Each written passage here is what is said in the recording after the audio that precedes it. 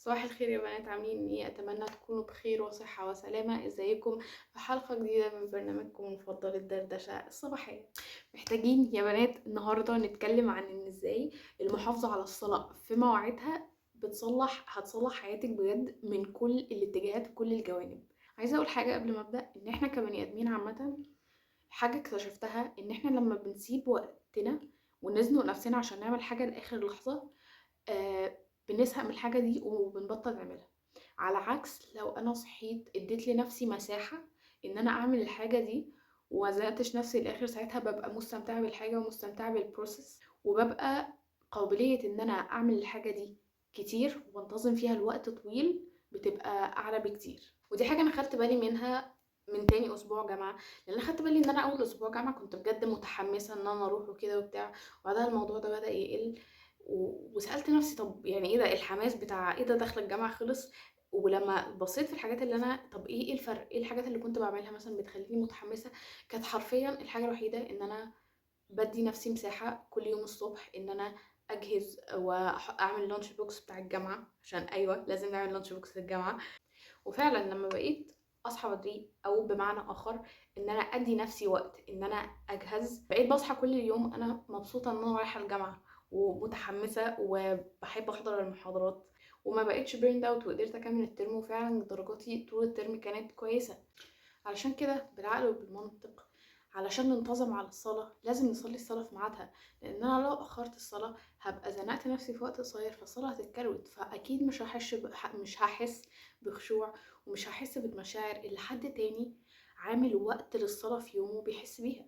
لما احنا نبدأ نصلي عامة واحدة واحدة هنبتدي نصلح في نفسنا بشكل ما أو بآخر من غير ما ناخد بالنا. هديكم مثال.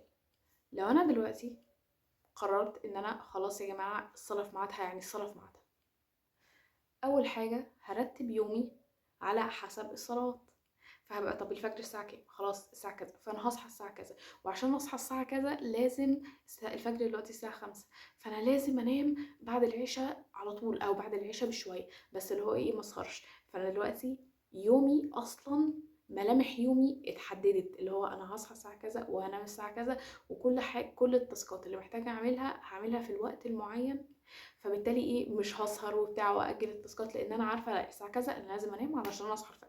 لان انا لو اجلت شغلي ساعتها هضطر اسهر، فانا لو سهرت نومي هيبوظ ومش هعمل الحاجات.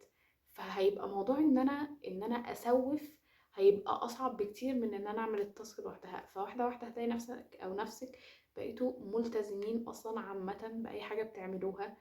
علشان كده الصلاة هي مفتاح النجاح، لأن الصلاة بتعلمك قيم كتير أهمها الانضباط. في كتاب زي Atomic Habits أو العادات الذرية، من الطريقة اللي أنا أقدر أكتسب بيها عادة جديدة إن أنا أخليها سهلة قوي، وإن أنا أصعب، يعني سهل قوي إن أنا أعملها وصعب قوي إن أنا أسيبها. فأنا لما أبقى قاعدة بفكر في تاسك دلوقتي محتاجة أعملها، أقول إيه ده أنا لو أجلتها هيحصل وهيحصل وهيحصل، خلاص أنا هقوم أعملها. وواحدة واحدة هنبقى متعودين ان احنا لازم التاسك اللي بتبقى موجودة عليا لازم اخلصها في ساعتها، ولازم ما اسوفهاش. وهتلاقي الالتزام بقى اتزرع فينا كصفة عامة. لما اصحى اول حاجة في حياتي اعملها بدل ما امسك الموبايل واشوف مين بعت ايه وكده، اول حاجة لما اعملها اصلي، هيبقى ربنا في دماغي، بفكر في ربنا طول اليوم. ويمكن ده اكتر سبب هتلاقي كل العلماء وكل الدراسات بتقولك اسوأ حاجة انت ممكن تعملها في حياتك ان انت تفتح الموبايل اول ما تصحى.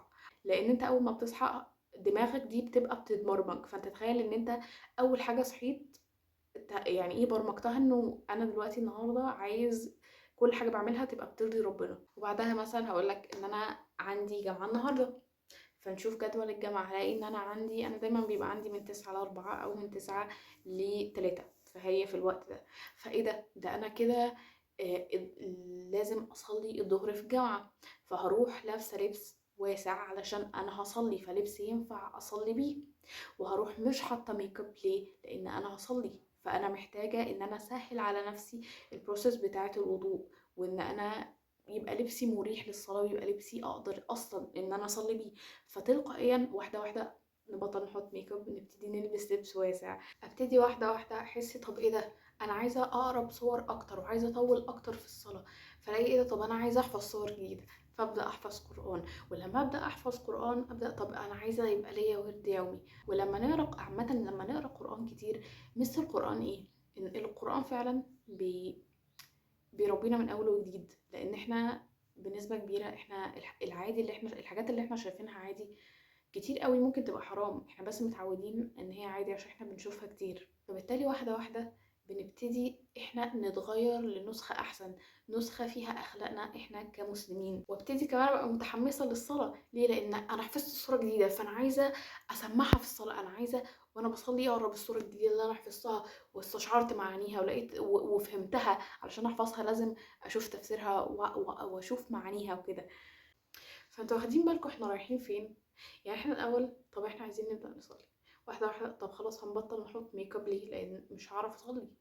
واحده واحده بدانا نلبس واسع، والرقبه لو احنا بنبينها ان الطرحه تتدارى، وهكذا. ونبدا واحده واحده نحفظ قران. طب ايه ده، طب انا محتاجه اجيب كتب فيها تبسيط الاحاديث علشان اقدر افهم ديني.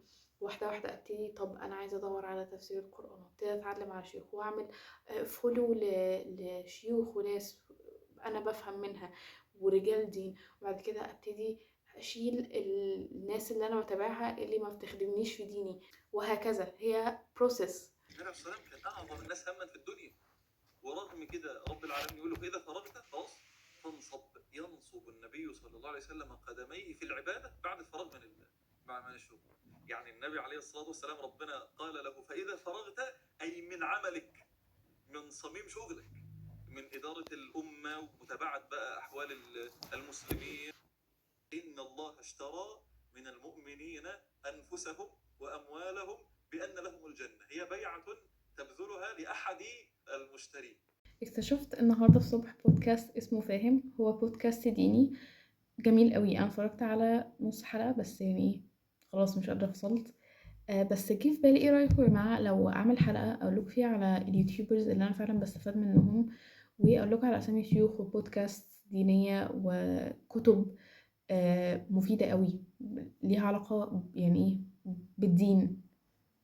لو انتوا عايزين فيديو زي كده ابقوا اكتبوا لي تحت، علشان ايه لو حاجه زي دي هتفيدكم اصورها وايه انزلها لكم. انا بجد اعرف كميه بودكاست فعلا حلوه، بس ما يعني حاسه محدش يعرفه. فلو انتوا عايزين انا ممكن اصور فيديو يبقى هو كله بنتكلم عن مصادر مفيده كده وانزله لكم.